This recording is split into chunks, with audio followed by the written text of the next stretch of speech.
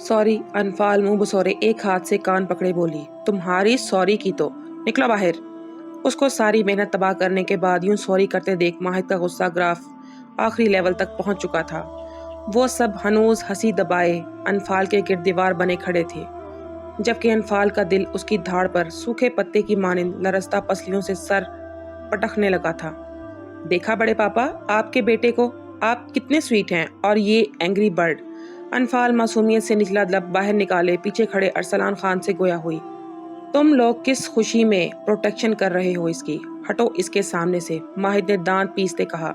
तभी वो सब माहिद को बेतहाशा गुस्से में देखकर हट गए और अनफाल उसकी शररबार निगाहों से बचने की खातिर पूरी की पूरी खानम बी की पुश्त के पीछे छुप गई।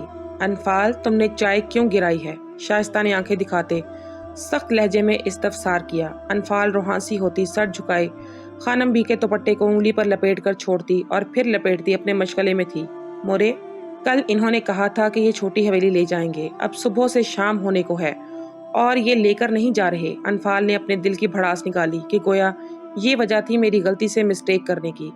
वो मुजरमों की तरह माहिद को चोर निगाहों से देखकर सर झुकाकर बोली। वो निगाहों की जुलसाती तपिश से अनफाल की जान लेने के दर पे था, जबकि अरसलान खान और फातिमा बेगम का अपनी मासूम बहू को यूं देखकर दिल पसीज गया था। माहिद, माफ कर दो मेरी बेटी को। फातिमा बेगम ने आगे बढ़कर अनफाल को सीने से लगाया। मोरे, आप इसे मेरे हवाले करें बस। इसका गुस्सा किसी हद तक कम नहीं हो रहा था। तो आपने क्यों सुबह से हमारी बहू को घन चक्कर बना रखा है? जब नहीं लेकर जाना तो साफ साफ बता दें। इधर छोटी हवेली से भी इतनी बार फोन आ चुका है। अब खबरदार, जो हमारी बहू को कुछ कहा तो। जो किया उसने सही किया। सुबह से हम भी देख रहे, उसे यहाँ से वहां भागते लेकर जाना है तो ठीक, वरना बदर छोड़ आएगा। अरसलान खान सख्त लहजे में बोले कि माहिद ने लब पेवस्त किए, हाथों की मुट्ठियां भींची।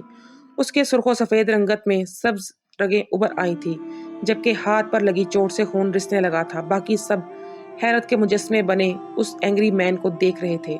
2 मिनट है तुम्हारे पास, चादर ओढ़कर बाहर आओ।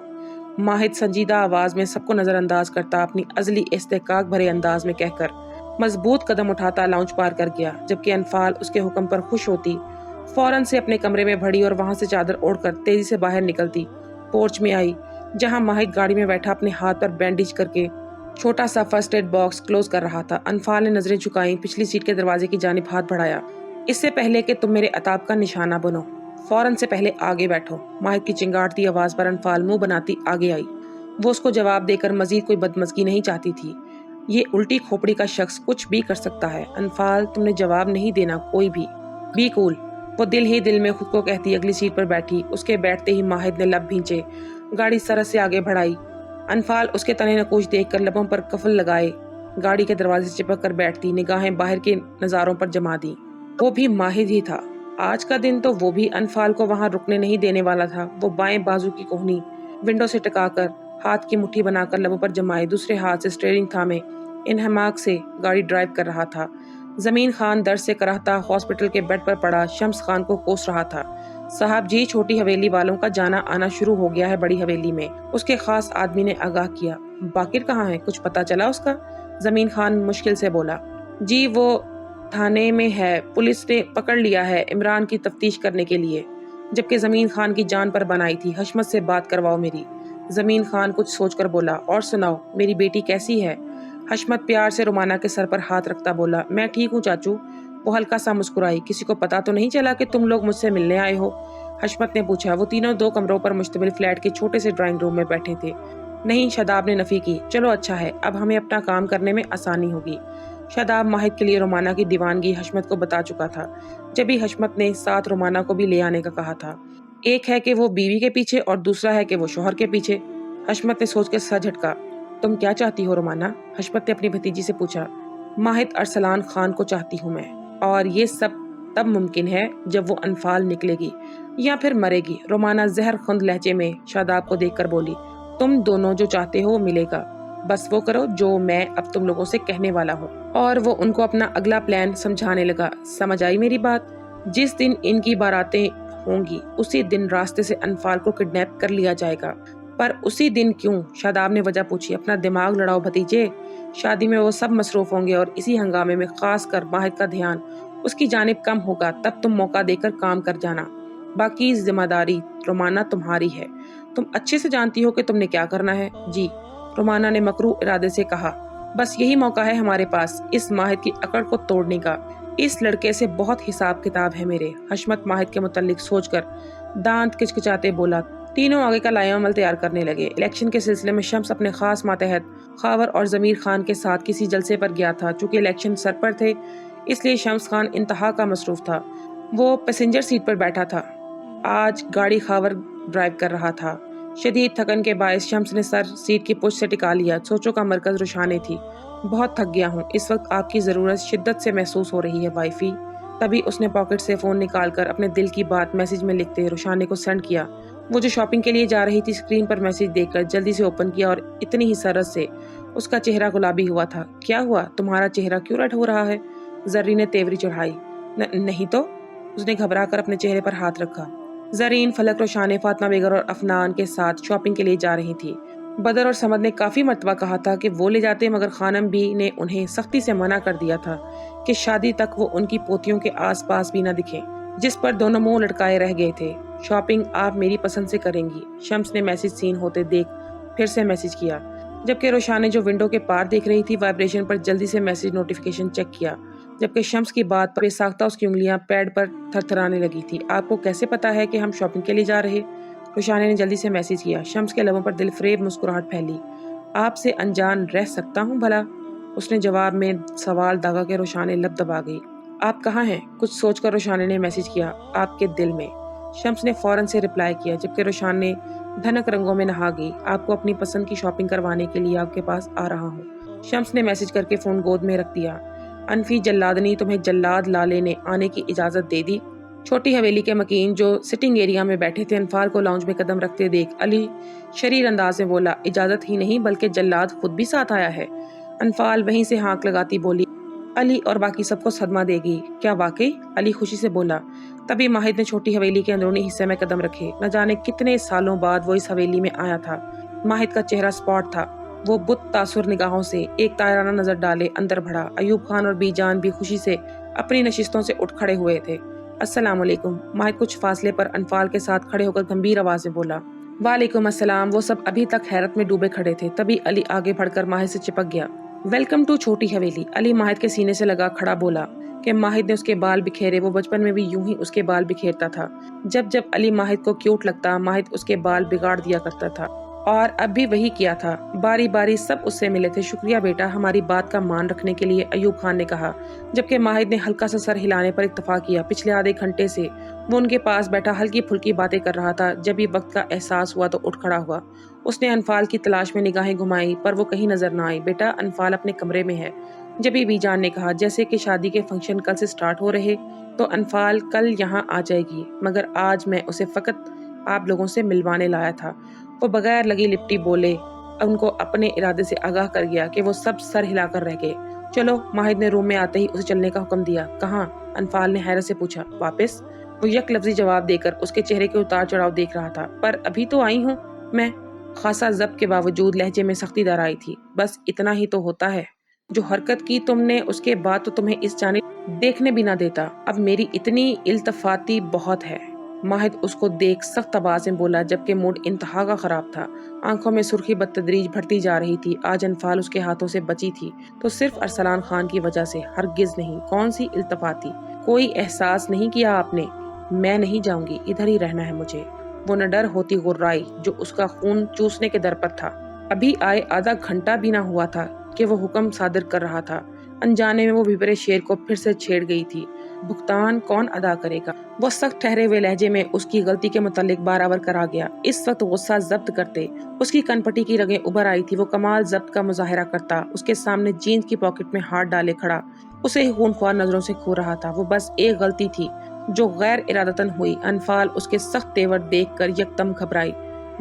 پر تمہاری اصل بات بشمول جھوٹ کی کوئی وقت نہیں رہی۔ اب غلطی جیسے بھی ہوئی، میرا وقت پر بات کیا تم نے، لہٰذا تمہاری سزا یہ ہے کہ تم، وہ لہجہ بھر کو ٹھہرا، تم واپس میرے ساتھ جا رہی ہو اور آج کی ساری رات میرے کام کرنے تک جاگتی رہو گی۔ तुम्हारी जरा सी ऊँग भी सजा बढ़ा सकती है। इसी बिना पर तुम कल से यहाँ आकर सिर्फ एक दिन के लिए रह सकती हो। ये ऑफर अगले 30 सेकंड तक महदूद है, इसलिए जल्दी से फैसला करो और जवाब दो, वरना दूसरी सूरत में होगा वही जो मैं चाहूंगा और ये ऑफर भी जाएगी। माहिद अपना शातिर दिमाग चलाता, अपनी रोबदार आवाज में अगला लाया अमल बताता उसको मुकम्मल उलझा चुका था कि इस दौरान अनफाल को सिर्फ एक दिन रहने का इनाम सुनाया गया था। माजी रात देर तक वो सड़कों पर गाड़ी दौड़ाता अपने अंदर की वहशत कम करता रहा था, जो कि नामुमकिन ठहरी थी। उसकी आंखों के पर्दे पर बार बार शाइस्ता का खूबसूरत मनमोहना चेहरा छम से आ जाता। न जाने कितनी बार वो खुद का फैसला छुटला चुका था। उसे 20 कॉल्स और मैसेजेस आए थे। जानता था कि शाइस्ता उसी के लिए फिक्रमंद हो रही होगी, पर वो जो कह आया था, जिसका मान रख आया था, इस वजह से वो शाइस्ता के फिलहाल कोई कॉल या मैसेज नहीं देखना चाहता था, ना ही वो अभी बात करना चाहता था।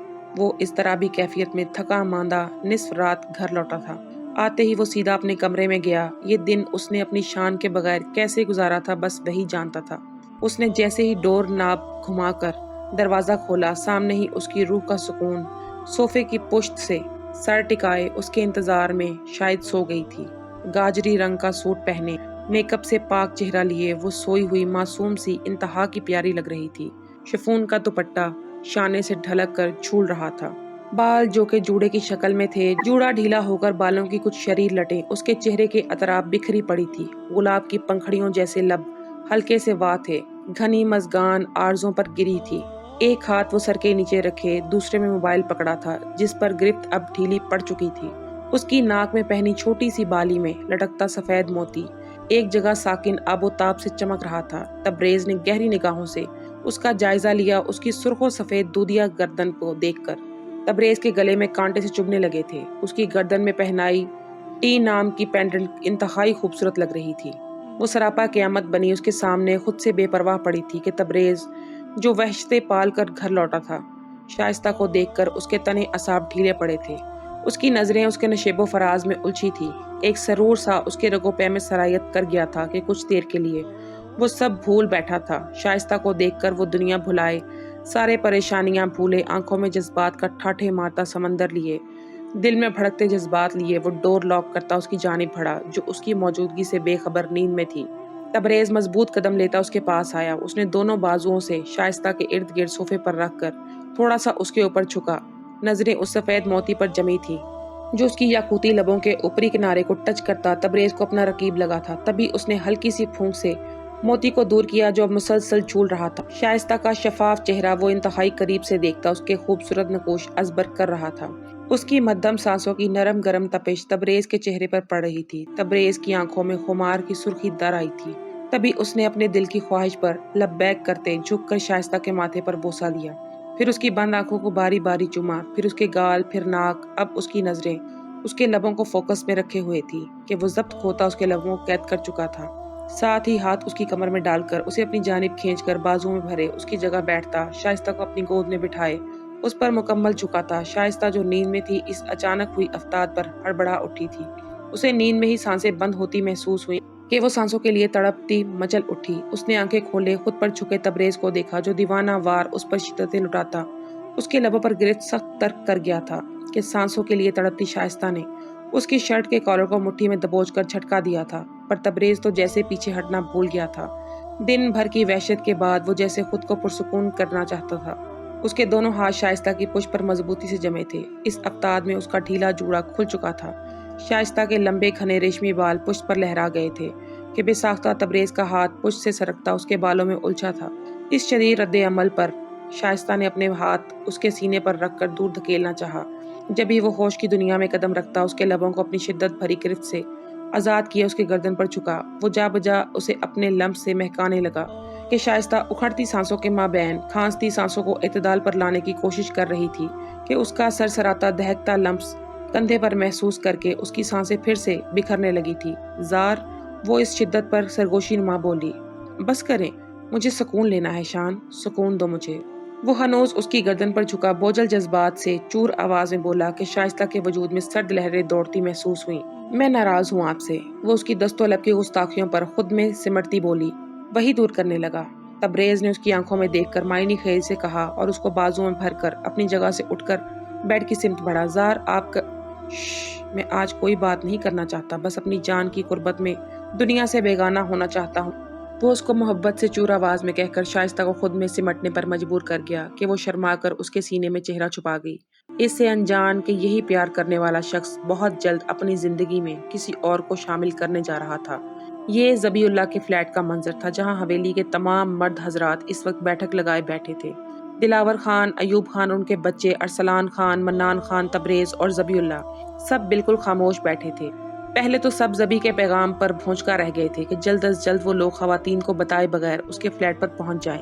उनके आते ही ज़बी और तबरेज ने उनको सब हकीकत से आगाह किया था, जिसे सुनकर सबको पैरों के नीचे से जमीन निकलती महसूस हुई थी। इन सब पर भी ये पहाड़ गिरने की मुतरादिफ था।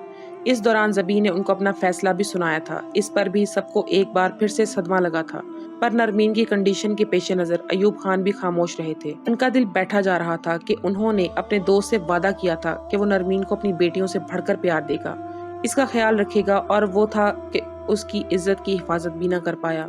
बेसाख्ता उसकी आंखों से आंसू छलक पड़े थे। नरमीन अयूब खान के दोस्त जामिन की बेटी है, जिन्होंने मरने से पहले नरमीन की हिफाजत का जिम्मा अयूब खान को दिया था कि वो नरमीन को हमेशा अपनी बेटी की तरह रखेंगे। अयूब खान को दिलावर खान ने हौसला दिया था, जब ही उन्होंने दिल पर पत्थर रखकर निकाह की इजाजत दे दी, जानते हुए भी कि शाइस्ता तबरेज की बीवी है, जबकि उनकी सगी औलाद थी। पर किया वादा भी तो निभाना था, इज्जत की हिफाजत तो ना कर सके, जान की तो कर सकते थे। यही सब सोचकर वो खामोश रहे। नरमीन ठीक होकर इसी फ्लैट में थी। उसके पास हम्मा वक्त नर्स होती थी। उसके बैरूनी जख्म मुंदमिल हो चुके थे, पर अंदरूनी जख्म रोग बन गए थे कि वो गुमसुम सी गैर मुर्रई नुक्ते को घूरती रहती थी। ज़बी ने उसके निकाह का बताया था, जिस पर उसने कोई तासुर नहीं दिया था। उसके लबों पर कफल लग चुका था। निकाह के दौरान ज़बी के दोस्त की बीवी उसके पास थी। खानम भी और बीजान भी आ चुकी थी। वो सब भी ये सब सुनकर और देखकर रंजीदा हुई थी। बीजान को सामने पाते ही नरमीन थाड़े मार मार कर रोने लगी थी। खानम बी को नरमीन के लिए बहुत बुरा लगा था, पर निकाह की बात सुनकर उनको शाइस्ता की फिक्र सताने लगी थी। खानम बी को ये फैसला मंजूर नहीं था। जब भी उन्होंने अपने शौहर से बात की, जिस पर उन्होंने खानम बी को खामोश करवा दिया कि यही दुरुस्त है। खानम भी लब भींच कर रह गई। कुछ देर में तबरेज का निकाह नरमीन से हो चुका था। नरमीन नहीं जानती थी। 1 महीना हो चुका था इस निकाह को। नरमीन इसी फ्लैट में थी, जबकि हवेली में बाकी सबको बताया था कि वो हॉस्टल में है। अयूब खान ने बताया कि उन्होंने उसका दाखिला इस्लामाबाद करवा दिया है। शाइस्ता और पलवशा ने खूब ववेला मचाया था कि ऐसे कैसे इधर दाखिला करवा दिया, पर किसी ने उन खवातीन की एक ना सुनी। खानम बी और बीजान अलग अलग वक्त में नरमीन से मिलने जाती थी। इस दौरान पलवशा की डिलीवरी हो चुकी थी। ज़बी के यहाँ एक और बेटा पैदा हुआ था। कुछ दिनों बाद खानम बी ने इरम और फातिमा को सब सच से आगाह कर दिया था, जबकि दूसरी जानिब पलवशा को भी बीजान बता चुकी थी। वो सब भी काफी ज्यादा परेशान हुई थी। सबको शाइस्ता की फिक्र थी। वो सब जानते थे, माँ सिवाय शाइस्ता के, क्योंकि ये बात छुपने वाली नहीं थी। इसलिए कुछ दिनों बाद उन्होंने खुद ही बता डाला था कि नरमीन ने इनके घर में आना था, इसलिए सबका जानना जरूरी था। वो सब भी नरमीन से मिल आई थी। पलवशा तो 3 दिन उसके साथ गुजार आई थी। नरमीन को देखकर उनकी हालत कटती थी। वो सबसे जुदा होकर दीवारों को घूरती रहती थी। कितनी बार पलवशा ने तबरेज का उसके सामने जिक्र किया था, मगर उसे कोई एहसास न था। उसका दिमाग जैसे काम करना छोड़ गया था। वो 3-4 बार खुदकुशी की कोशिश कर चुकी थी, पर हर बार कोई ना कोई आकर बचा लेता। आज वो मौका देखकर किचन में गई और छुरी उठाकर अपनी नब्ज पर रखी। इससे पहले कि वो तेज धार छुरी से नब्ज काटती, किसी ने लपक कर उसके हाथ से छुरी खींचकर दूर उछाली और उसके मुंह पर एक थप्पड़ रसीद किया था कि नरमीन ऊंधे मुंह फर्श पर जा गिरी थी। निकाह के बाद से तबरेज अब यहाँ आया था, पर आगे से नरमीन को देखकर उसका खून खौल उठा था। तभी उसके बगैर कुछ सुने उसे घसीट कर गाड़ी तक लाया और अंदर धकेल कर गाड़ी सरस से मेन रोड पर डाली। संभालें इसको, 5वीं बार ये खुदकुशी की कोशिश कर चुकी है। मैंने इसलिए निकाह नहीं किया कि ये खुदकुशियां करती फिरे, बल्कि खुदकुशी से बचाने के लिए किया है। तबरेज को लाउंज में लाकर बुलंद आवाज में गरजा, ये देखे बिना कि शाइस्ता भी वहाँ मौजूद है। उसकी ये बात उस पर क्या असर मुरतब करने वाली थी। जब सब सामने आना था तो तबरेज भी खुद को मजबूत बनाए खड़ा था, इसलिए शाइस्ता की जानिब देखने से गुरेज कर रहा था। मैंने इससे निकाह नहीं किया का जुमला शाइस्ता के कानों में बाज गश्त कर रहा था। वो पहले तो हैरान हुई, फिर चेहरे के तासुरात यकदम बदले थे। बेयकीनी, डर, उलझने बैक वक्त हमला आवर हुई थी। उसने सर ना में हिलाते तबरेज को देखा। दिल यकीन नहीं कर रहा था। उसे लगा तबरेज मजाक कर रहा है। वो जवाब तलब नजरों से सामने खड़े तबरेज को देख रही थी, जबकि नरमीन सर झुकाए खड़ी कामती आंसू बहा रही थी। جب ہی فاطمہ نے آگے بڑھ کر اسے سہارا دیا کہ وہ اس کے گلے لگتی پھوٹ پھوٹ کر رو دی تو دوسری جانب شائستہ تھی جس پر حویلی کی چھت آن گری تھی، دل جیسے بند ہونے کو تھا، جسم سے سارا دوستو آج کی اس ایپیسوڈ کے بارے میں ہمیں اپنی قیمتی رائے سے ضرور آگاہ کیجیے گا اور نیکسٹ ایپیسوڈ کو دیکھنے کے لیے چینل کو سبسکرائب کر لیجیے گا۔ آپ کا بہت شکریہ۔